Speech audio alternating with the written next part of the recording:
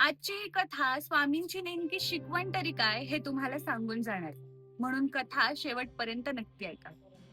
श्री स्वामी समर्थ.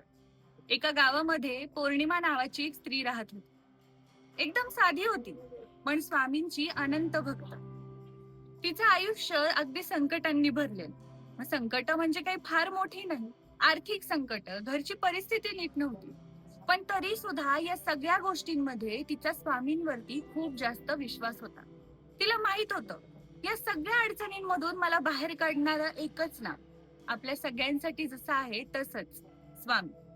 ती रोज सकाळी उठून स्वामींचं नामस्मरण करायची आणि अगदी विश्वासाने सांगायची की माझे स्वामी आहेत, मग मला काहीही होणार नाही. पण एक दिवशी असं झालं की गावामध्ये खूप मोठा पूर आला. सगळीकडे पाणी साचायला लागलं. लोक घाबरली आणि आपल्या आपल्या वस्तू गोळा करायला लागली.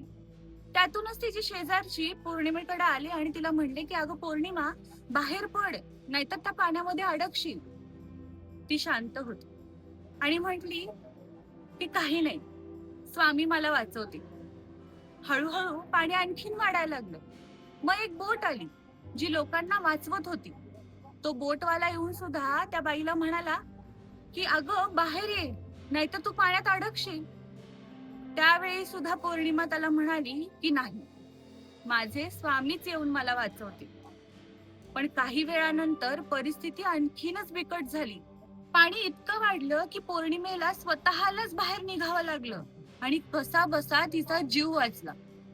ज्यावेळी पुराची परिस्थिती नीट झाली, तेव्हा ती स्वामींनाच जाऊन म्हणाली की स्वामी, मी तुमच्यावरती इतका विश्वास ठेवला, मग तुम्ही का नाही आलात मला वाचवायला? त्यानंतर तिच्या मनात एक विचार आला आणि असं वाटलं जणू स्वामीच तिच्याशी बोलले. स्वामी तिला म्हणाले की मी तुला 2 वेळेला मदत पाठवली होती.